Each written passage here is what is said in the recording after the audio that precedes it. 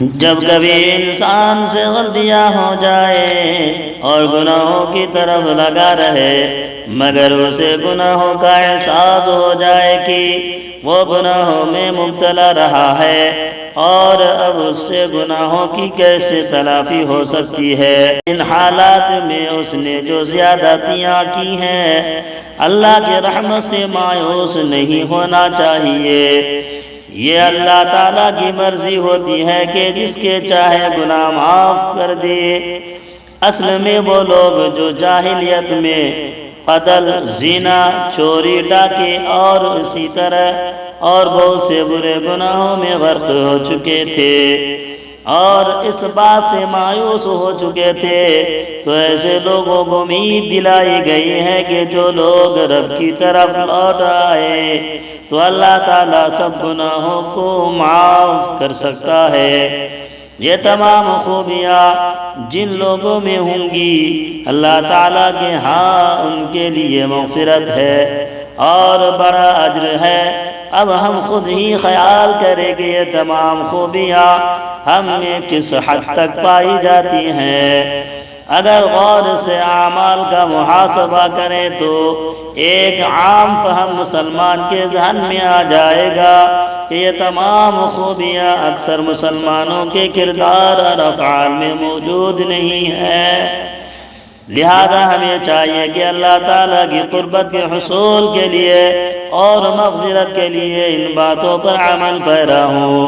ان المسلمین والمسلمات والمؤمنین والمؤمنات والقانتین والقانتات والصادقین والصادقات والصابرین والصابرات والخاشعین والخاشعات والمتصدقین والمتصدقات والصائمین والصائمات والحافظین فروجهم والحافظات والذاکرین اللہ کثیرا والذاکرات اعد اللہ لهم مغفرتا واجرا عظیما۔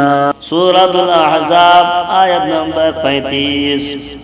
بے شک مسلمان مرد اور عورتیں، مومن مرد اور عورتیں، فرما بردار مرد اور عورتیں، سچے مرد اور عورتیں، صبر کرنے والے مرد اور عورتیں، ڈرنے والے مرد اور عورتیں، صدقہ دینے والے مرد اور عورتیں، روزہ رکھنے والے مرد اور عورتیں، اپنی شرمگاہوں کی حفاظت کرنے والے مرد اور عورتیں، اللہ کا کثرت سے ذکر کرنے والے مرد اور عورتیں، اللہ نے ان کے لیے مغفرت اور بڑا اجر رکھا ہے۔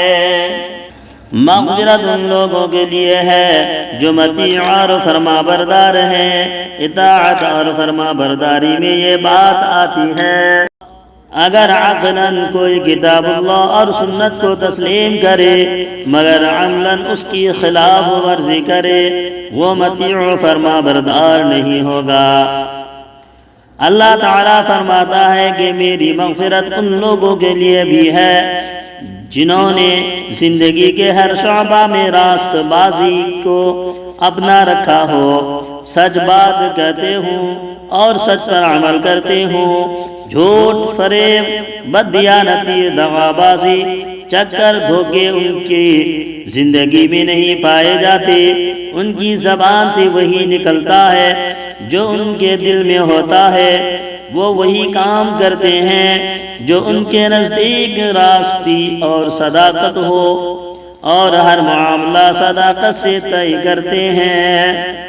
صبر کرنے والوں کو اللہ تعالیٰ بہت پسند فرماتا ہے، کیونکہ اللہ کے راستے یعنی صراط مستقیم پر عمل پیرا ہونے میں بے شمار مشکلات اور مصائب برداشت کرنے پڑتے ہیں، اور جن نقصانات سے دوچار ہونا پڑتا ہے ان کا پوری ثابت قدمی کے ساتھ مقابلہ صبر ہی سے کیا جا سکتا ہے۔ چنانچہ صبر کرنے والوں کے لیے اللہ تعالیٰ نے مغفرت اور بخشش کی جزا رکھی ہے۔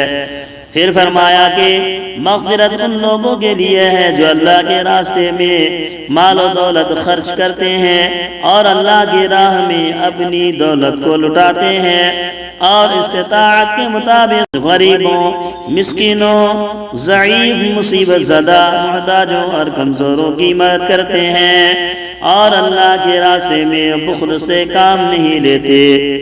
پھر فرمایا کہ مغفرت ان لوگوں کے لیے ہے جو روزہ رکھتے ہیں۔ روزے کا اللہ نے بہت مقام رکھا ہے۔ روزہ فرض تو ضروری رکھنا پڑتا ہے، اس کے علاوہ اللہ کے بندے نفل روزے بھی رکھتے ہیں، اور روزے رکھنے والوں کو اللہ پسند کرتا ہے۔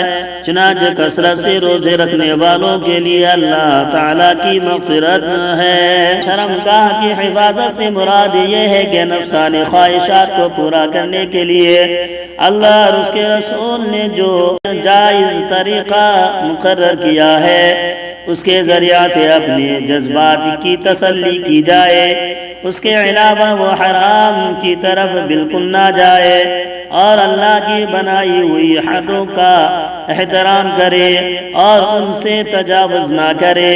شرمگاہ کی حفاظت میں وہ امور بھی آتے ہیں جو انسان کو زنا کی طرف راغب کرتے ہیں، جیسے برہنگی، عریانی اور فحاشی وغیرہ۔